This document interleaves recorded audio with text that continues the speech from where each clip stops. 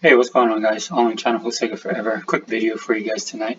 Just wanted to give you guys my 2 cents on all the drama that was going on today on social media, more specifically Twitter.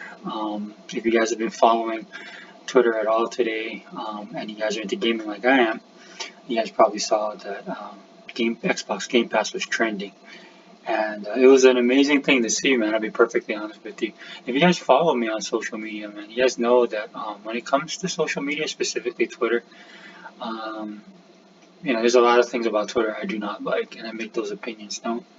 And it ranges from anything of what you can share and what you can't share, people who get to share their opinions and people who don't get to share their opinions, people who get canceled, shadow banned, all of that stuff, man. You know, and especially when it comes to the gaming side of Twitter, man, it's very toxic. Especially if you're on the Xbox side, man.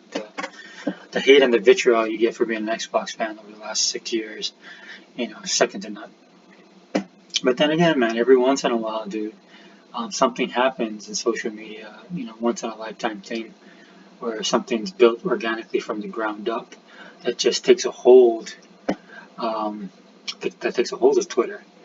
And social media functions at a pace um, and goes viral, and then something that it's just kind of out of control but it's fun to watch, and that's what I was experiencing today, man. Just watching, um, for lack of a better word, people on the Sony side losing their minds because and they've been losing their minds for a while now, ever since last year, ever since the Microsoft bought Bethesda for $7.5 billion, and then inserting those games to the Game Pass, and then Game Pass was turning a quarter earlier in the year, when people started using it a bit more.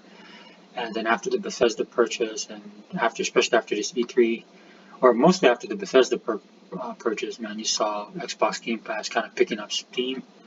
And what that Bethesda purchase did, it actually drew attention to Game Pass, and it brought people in that still thought Game Pass wasn't anything but a place to dump old games and games that were less than AAA quality. But once people started seeing that Microsoft was investing the money again with the purchase, and then the titles that they were putting in there, especially with the day one stuff, people began to realize, hey, let's go check this thing out. And once they checked it out, it was over.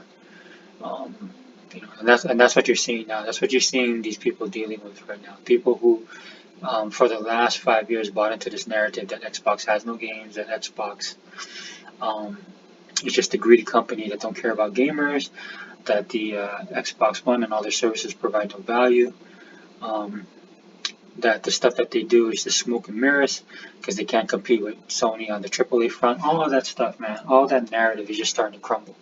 And it's interesting because I did a video with my boy Heba, the world's most powerful gamer, and we talked about this in detail, man, and talking about how the narrative was changing, and Microsoft was changing the narrative in various ways. And a lot of that conversation was dealing specifically with Game Pass. This stuff just didn't happen overnight. As a guy who's in the Xbox ecosystem, as a pro Xbox channel, as an Xbox consumer, man, I actually buy and play their games. I own their systems, all of them. I own their controllers, everything that Microsoft has. I participate in, but like I said, whether it's service related or hardware or games, right? So I can tell you from experience, man. I'm not just telling you guys this just to be a fanboy. I'm telling you this because I actually utilize the project. In fact, a lot of the guys in the Xbox community that I hang with are not just people that want to put Xbox or Microsoft up. It's people that actually utilize the system and the services, right? And to be honest with you, man, we're a lot harder on Microsoft than probably. And there's people that hate on Microsoft. That's not what I'm talking about, man. I'm talking about actually criticizing Microsoft um, to help them improve and make them better. I mean, you can go to any one of our channels, man. I'm talking to myself, Hebot, all the Exile guys that are on YouTube. Any one of the channels you check out, you can go back and look at the their backlog of videos and see that they've called out Microsoft on several occasions when things aren't doing right. Like for me personally, just some of the decisions they made, like with their services, right? As a person who's been Xbox One day one, I liked a lot of the stuff they did that kind of fell to the wayside because of all the blowback they were getting from the media and all the haters out there in the gaming community. And to bring it back to Game Pass, man, this is what you're seeing now. You're seeing Microsoft, all those changes that they made. Now you're finally seeing all the plans that they laid as. But ever since 2015, man, Phil Spencer was talking about this, talking about the ecosystem, talking about improving um, relationships with developers and bringing more games, bringing more AAA titles. I mean, it took him a couple years, but now you see, man, it's just like any good story, dude. You just can't constantly focus on like the main narrative, man. To make a story into a franchise and to build a fandom, you need to like do a lot of world building, and that's basically what Microsoft and Phil Spencer did. They basically did all this world building and created something now that you're feeling the full effect of it, right? And there's a lot of people that hate Microsoft that can't handle it, and that's why you have something like this going on right now. And I think the beauty of it, like I said, it's organic. And the people that are doing the most, look, there's Xbox guys. I recognize a lot of these dudes, and they do have probably the best memes. But a lot of the people that are pushing back on all this hate for Game Pass, that predominantly from the Sony side, right? The guys pushing back are people that are like, nah, dude. I mean, it's not. Some of them are PlayStation guys. Some of them are just gamers. Some of them are just people that appreciate the value, right? And that's the thing about it, man. This isn't just something that Microsoft bought into or just cooked up on the fly. Or, that's why it makes no sense. A lot of people know it's bogus. You don't have to pay anybody to promote this stuff. People are doing it, right? It's just I do it all the time. I do it on my channel. When I make these videos and stuff like that, or I'm on social media, man, I'm sharing stuff. And a lot of times I'm sharing this stuff to let people know, not just to promote Microsoft, just to promote them.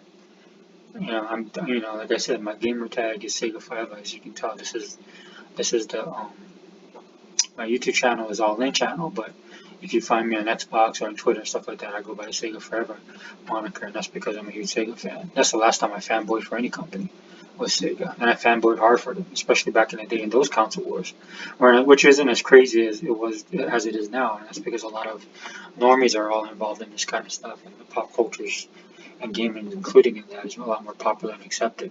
And so that's what you get a lot of these guys, these Sony fans who are attacking, thinking they're attacking Xbox guys, and they're finding out real quick that they're not. This is something that the general populace and people, I'm not saying they're not hardcore, just people who kind of are in the gaming sphere, that like a lot of us are, but there's levels to that, right? And then the people pushing back is just like, look, dude, I like the service, I like that it's cheap, I like the games that are in there, and like I said, that's the power of Game Pass, man. Again, me and Heba talked about this in detail. That's the power of Game Pass because it's breaking down all the barriers and it's changing the narrative. Because now you just don't listen to the haters, and you just don't listen to the gaming media that would go around with the narratives for clickbait and all that kind of stuff, right? You got people actually putting their hands on it and touching it. And then realizing a lot of the stuff that you hear from people is like, oh wow, it's actually better than I thought it would be. Oh, there's a game that I never would have played, but I played it here and I actually liked it. Which kills all this narrative about they only got crap games in there. Dude, people are playing these games, they're like, oh, I actually liked it. Well, it's not as good as the AAA title like God of War, and then people are like, well, that's okay, I didn't expect it to be. Right? I mean, the one kind of funny thing, the irony of all this, man, is the people that have been hating on Game Pass and the people that have been hating on Microsoft for so long and Xbox help build this kind of foundation of what do you call that, man? Low hanging fruit, right? People's expectations were so low coming in because Microsoft's been hated on for so long. Even when Game Pass first started, dude, everybody was hating on Game Pass too, right? All this stuff that they talked about. And then they're trying it for themselves, not expecting anything, man, because of what's been said. And then when they play a game, and then they're sitting there and goes, wow, this game's actually pretty good. Or some of the, like, or how people say the Xbox AAA titles, man, they're original IP stuff. And then one of the games that I see people talk about all the time is the Forza series. Now, for those of us on the Xbox side and regular gamers too that play Xbox, right, Forza is kind of a go-to racer, right? And people know how good it is. So Forza Horizon 5 expands on that, man, because it's not just a racing game, there's all kind of crazy stuff that you could do, man. It's like, Forza is like the sim racer, but Forza Horizon is like the fun racer for everybody. Because all the stuff that they put in there, they just don't make it just for hardcore sim racer, man. They make it for as many people that just want to jump in and jump out. As many people as just like myself, is turning on the radio, listening to the music and driving around. Like someplace like Forza Horizon 4 was in England, just driving around in Great Britain. Just simple things like that, right? So the people that never tried that or experienced it are doing that, and they're like, Wow, it's actually pretty good. And this is the kicker though. It's not just those AAA IPs that Microsoft has, and now people realize that are actually pretty good, right?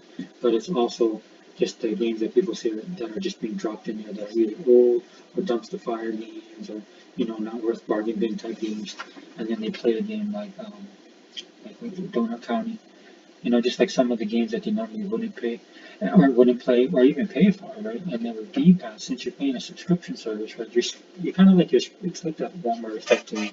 You're basically spreading the cost out around because you have so many people coming to subscription service, paying a subscription every month, right? That's how Microsoft gets the money off of that. And so basically, it's almost kind of like insurance, right? You're spreading that cost amongst all the people. So that's why I'm hoping Microsoft will get 50 million subscribers by the end of the year. I don't know if that's possible. I mean, I think they're on track to do that if they keep on adding people, man, and if this buzz continues, which will be good for everybody. Because if they hit that 50 million mark, man, then it'll be better. Like they could have more money, they could do more stuff like they're doing now, possibly get some more third-party stuff, add some more quality games, reinvent it into the system or reinvest it into the system, which would be beneficial to everyone, right? So that's what I'm hoping will happen. But again, people are realizing that the stuff that was told to them basically wasn't true. Um, and a lot of these people are turning out to be haters, right? Which is obvious, it's becoming so obvious now that it's almost a joke. And I think the cherry on the sundae was just what was happening today. And look, I don't mean any ill will to those people, man. You can have your opinions, whatever.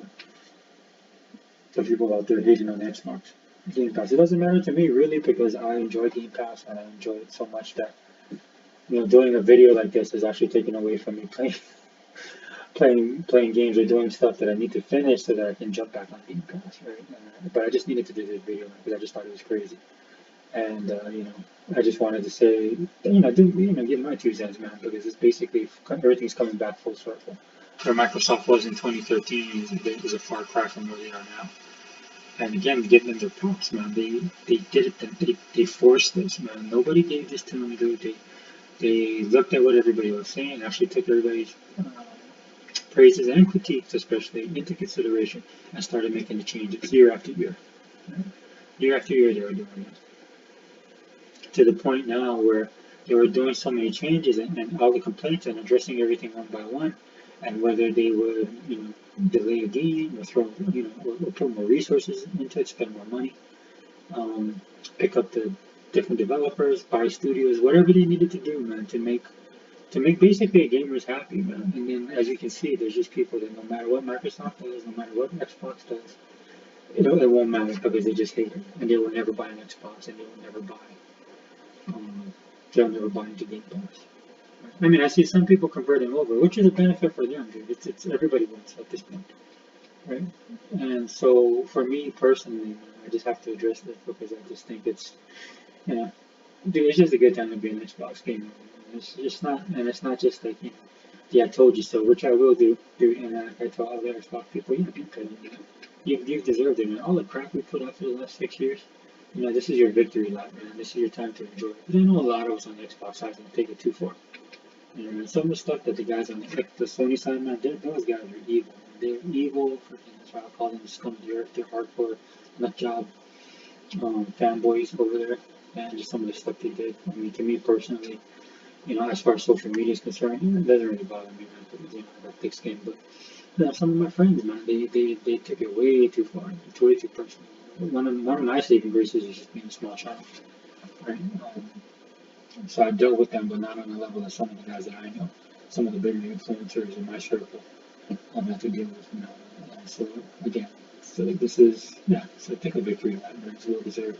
And as you can see by these memes here, man, yeah, especially the one down in Ghana, man. We eat good on this side, dude, and it's a wonderful thing. Anyway, I know this video ran a little bit longer than I wanted to, but thanks for tuning in if you do.